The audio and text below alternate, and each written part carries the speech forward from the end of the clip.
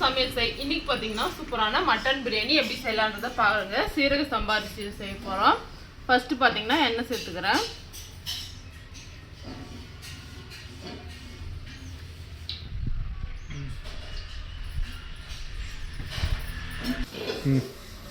எண்ணெய் நல்லா சூடானதுக்கு அப்புறமா பிரியாணி மசாலா சேர்த்துக்கலாங்க. பட்டை லவங்கம் இது கூடவே பார்த்தீங்கன்னா ஏலக்காய் சேர்த்துக்கிறேன்.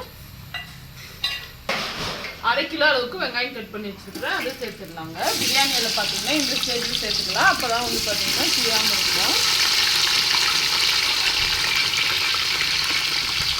இது கூடவே கொஞ்சமாக பாதி புதினா கொத்தமல்லி சேர்த்துக்கிறேன். இது கூடவே கருவேப்பிலை புதினா இதெல்லாம் சேர்த்துக்கலாங்க.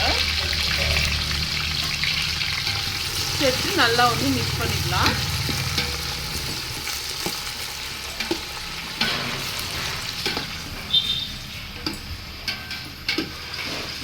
வெங்காயம் வந்து நல்லா வதங்கணும், அப்போதான் நல்லாயிருக்கும். நல்லா மிக்ஸ் பண்ணி வதக்கிக்கலாம். வெங்காயம் பார்த்தீங்கன்னா இந்த அளவுக்கு வதங்கிட்டுங்க. இப்போ பார்த்தீங்கன்னா 4 பச்சை மிளகாய் எடுத்துக்கிறாங்க, அதை சேர்த்துட்றேன். சேர்த்துட்டு நல்லா வந்து வதக்கிக்கலாம். வெங்காயம் நல்லா கோல்டன் கலரில் வதங்கினா தான் டேஸ்ட் நல்லாயிருக்கும். நல்லா மிக்ஸ் பண்ணி வதக்கிக்கலாம்.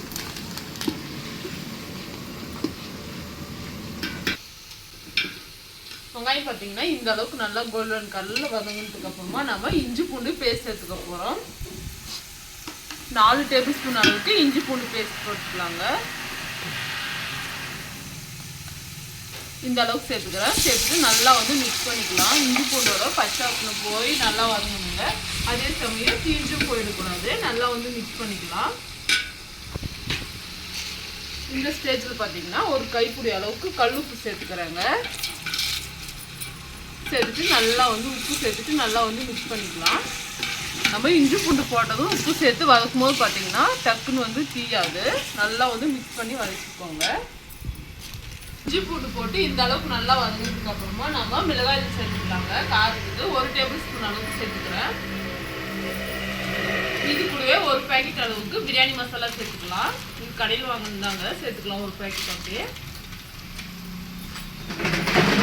ஒரு வாட்டி வந்து நல்லா வந்து மிக்ஸ் பண்ணிடலாங்க. மிளகாய் போட்டதுமே டக்குன்னு வந்து அடி பிடிக்குங்க. அதனால பார்த்தீங்கன்னா தயிர் வந்து 1 பாக்கெட் எடுத்து வச்சுருக்கேன், அதை வந்து அப்படியே போட்டுடலாம். போட்டு நம்ம பிரியாணி செய்யும் போது பார்த்தீங்கன்னா கறி வந்து நல்லா சூப்பர் சாஃப்டாக வெந்துட்டு சாப்பிட்றதுக்கு ரொம்பவே நல்லா இருக்குங்க. தயிர் சேர்த்துட்டு நல்லா வந்து மிக்ஸ் பண்ணிக்கலாம். 1 கிலோ அளவுக்கு தக்காளி கட் பண்ணி வச்சுருக்காங்க, அதை வந்து சேர்த்துடலாம்.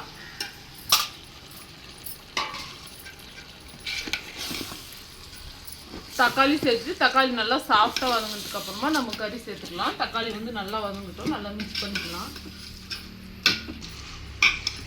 பிரியாணிக்கு வந்து தக்காளி நல்லா சாஃப்டாக வதங்கினா தான் பார்த்தீங்கன்னா டேஸ்ட் நல்லாயிருக்கும். அதனால நல்லா வந்து வதக்கிக்கலாம். ஆட்டுக்கால் பாயா செய்யலாங்க. இதுக்கப்புறமா எண்ணெய் சேர்த்துக்கிறேன்.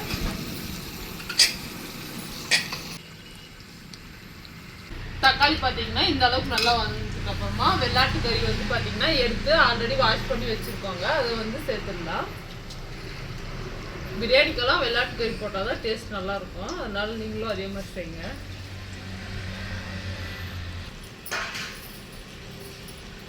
கறியை சேர்த்துட்டு ஒரு வாட்டி நல்லா மிக்ஸ் பண்ணிடலாம். இந்த பக்கம் பார்த்தீங்கன்னா ஆட்டுக்கால் பாயாசம் செய்ய போகிறோம். அதுக்கு எண்ணெய் நல்லா சூடாகிடுச்சு.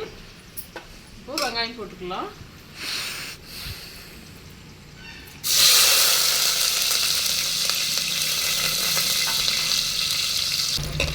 வெங்காயம் பார்த்தீங்கன்னா இந்த அளவுக்கு நல்லா வதங்கினதுக்கு அப்புறமா நம்ம இஞ்சி பூண்டு பேஸ்ட் சேர்த்துக்கலாங்க. 1 டேபிள் ஸ்பூன் அளவுக்கு இஞ்சி பூண்டு பேஸ்ட் சேர்த்துக்கலாம். சேர்த்துட்டு நல்லா வந்து மிக்ஸ் பண்ணிக்கலாம்.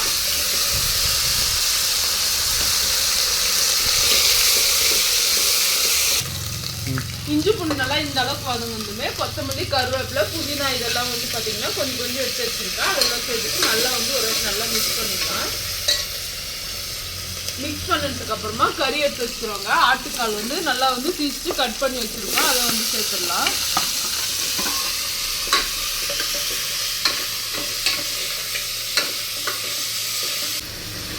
கறி பார்த்தீங்கன்னா நல்லா எண்ணெயிலே வதங்கணுங்க. வதங்கினதுக்கு அப்புறமா நம்ம காரத்துக்கு தேவையான காரத்தூளும் மிளகு உப்பும் போட்டுக்கலாம். பிரியாணிக்கு பார்த்தீங்கன்னா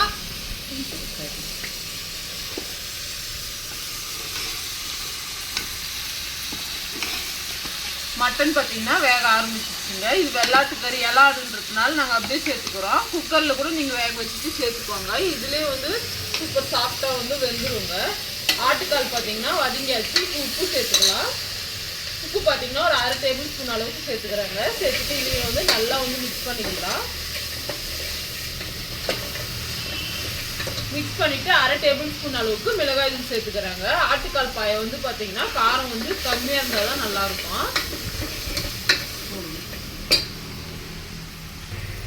இந்த மசாலாவில் பார்த்தீங்கன்னா 1/2 மூடி அளவுக்கு தேங்காய், 3 தக்காளி, கொஞ்சமாக கொத்தமல்லி, கருவேப்பிலை, புதினா இதெல்லாம் சேர்த்து அரைச்சி இன்னும் கொஞ்சம் தண்ணி ஊற்றி வச்சுருக்காங்க. இதை வந்து அப்படியே சேர்த்துடலாம்.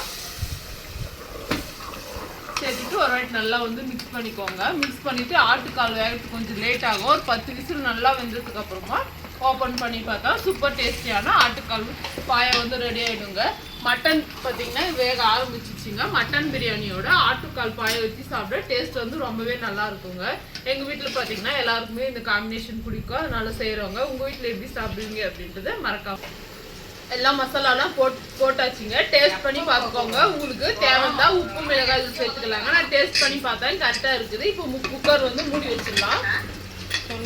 மூடி வச்சுட்டு கரெக்டாக ஒரு 10 விசில் நல்லா வேகட்டுங்க. வெந்ததுக்கு அப்புறமா ஓப்பன் பண்ணி பார்க்கலாம். இந்த பக்கம் பார்த்தீங்கன்னா கறி வந்து சூப்பராக வந்து வதங்க ஆரம்பிச்சிருச்சு. கேஸ் பார்த்தீங்கன்னா ரொம்ப கம்மியாக வச்சுட்டு வதக்கிக்கோங்க. அப்போ தான் வந்து நல்லா இருக்கும். இப்போ லெமன் ஜூஸ் சேர்த்துக்கிறாங்க. குட்டி லெமன் அப்படின்றதுனால 2 லெமன் எடுத்துருக்காங்க. இது ஜூஸ் மட்டும் சேர்த்துக்கலாம்.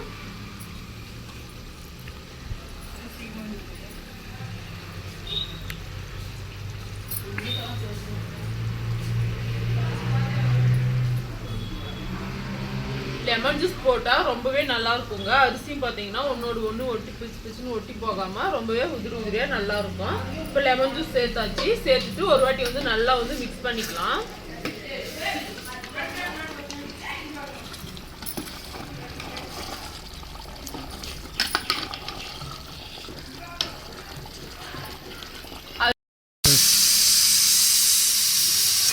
குக்கர் பார்த்தீங்கன்னா விசில் ஆரம்பிச்சு குக்கர் பார்த்தீங்கன்னா விசில் அடிக்க ஆரம்பிச்சிருச்சிங்க. 10 விசில் கரெக்டாக இருக்கட்டும். இப்போ தண்ணி சேர்த்துக்கலாங்க. இந்த கப்பால் 2.5 கப் அளவுக்கு அரிசி எடுத்துருந்தேன். இப்போ 5 கப் அளவுக்கு தண்ணி சேர்த்துக்கலாம்.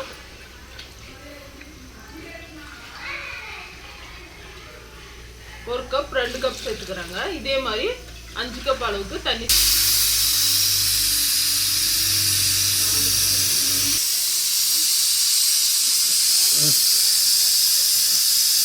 கொஞ்சம்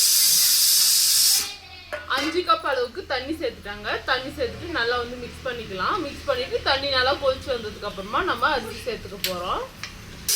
தண்ணி ஊற்றி வச்சுங்க. தண்ணி நல்லா கொதிச்சதுக்கு அப்புறமா அரிசி போட்டுக்கலாம். இப்போ மூடி வச்சுக்கலாங்க. குழந்தைங்களாம் ஸ்கூல் விட்டு வந்தாச்சு. பிரியாணி ஆனது சுட சுட மட்டன் பிரியாணி போட்டு கொடுத்துடலாம். அவங்க சாப்பிட்டா. இப்போ குக்கர் வந்து 4 விசில் வந்துச்சுங்க. இன்னும் 6 விசில் வரட்டும்.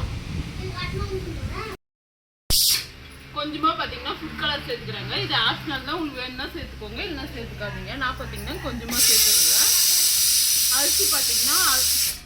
அரிசி பார்த்தீங்கன்னா ஆல்ரெடி வந்து 1 மணி நேரத்துக்கு முன்னாடியே ஊற வச்சு வச்சுருந்தாங்க. சீரக சம்பா அரிசி. தண்ணியெல்லாம் வச்சுட்டு அப்படியே சேர்த்துக்கலாம்.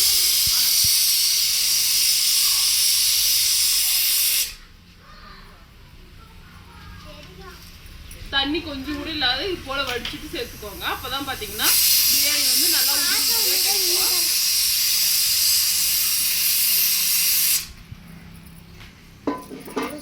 அரிசி சேர்த்துட்டாங்க. சேர்த்துட்டு ஒரு வாட்டி வந்து நல்லா வந்து மிக்ஸ் பண்ணிக்கிறேன்.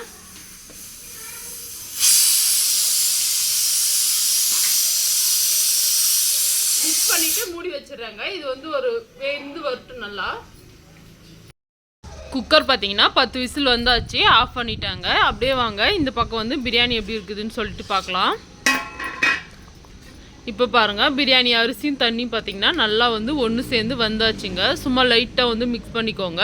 ரொம்ப மிக்ஸ் பண்ணிட்டீங்க அப்படின்னா அரிசி வந்து உடஞ்சிடுங்க. இப்போது லைட்டாக வந்து மிக்ஸ் பண்ணிக்கோங்க. மிக்ஸ் பண்ணிவிட்டு அப்படியே இது அரிசியும் தண்ணி நல்லா வந்து சமன்படுத்திக்கோங்க. சமன்படுத்திட்டு இப்போ மூடி வச்சிடலாம். மூடி வச்சுட்டு 5 நிமிஷம் அப்படியே இருக்கட்டும். அதுக்கப்புறமா ஓப்பன் பண்ணி பார்க்கலாங்க. கேஸ் வந்து பார்த்திங்கன்னா ரொம்பவே கம்மியாக இருக்கணும். பண்ணி பார்க்கலாம். லைட்டாக வந்து மிக்ஸ் பண்ணிக்கோங்க. இன்னும் கொஞ்சம் நேரம் இருந்தால் சூப்பரான மட்டன் பிரியாணி வந்து ரெடி ஆகிடும். இப்போ லைட்டாக ஒரு வாட்டி மிக்ஸ் பண்ணிவிட்டு மூடி வச்சு இன்னொரு 10 நிமிஷம் டம்மில் இருக்கட்டும்.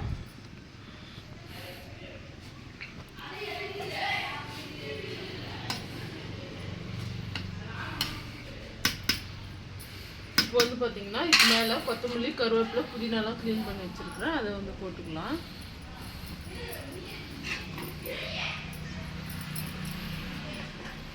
போட்டு அப்படியே மூடி வச்சிடலாங்க. மேலெல்லாம் எதுவும் வைக்கல நான். இப்போ நெய் கொஞ்சம் சேர்த்துக்கலாம்.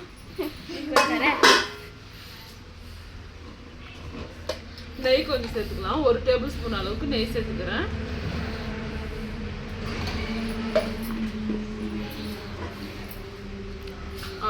இது அப்படியே இருக்கட்டும் ஒரு 10 நிமிஷம். இந்த பக்கம் பார்க்கலாம். பாயா ரெடியான்னு பார்த்துடலாங்க. இப்போ பாருங்க, சூப்பரான ஆட்டுக்கால் பாயா வந்து ரெடிங்க. ரொம்ப ரொம்ப டேஸ்ட்டாக இருக்குங்க. இதுக்கும் பார்த்தீங்கன்னா மேலே வந்து கொத்தமல்லி கருவேப்பிலை கொஞ்சமாக வந்து போட்டுக்கலாம்.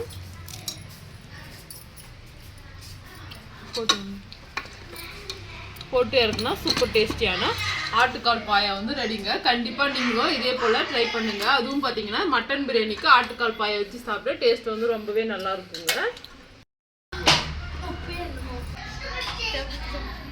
சூப்பர் டேஸ்டியான மட்டன் பிரியாணி ரெடிங்க. கண்டிப்பாக நீங்களும் இதே போல் ட்ரை பண்ணி சாப்பிடுங்க. இந்த வீடியோ உங்களுக்கு பிடிச்சிருக்குன்னு நினைக்கிறேன். பிடிச்சிருந்தா மறக்காமல் சமையல் செய் சேனலுக்கு லைக் பண்ணிவிடுங்க. கூட இருக்கிற சப்ஸ்கிரைப் பட்டனை கிளிக் பண்ணுங்கள்.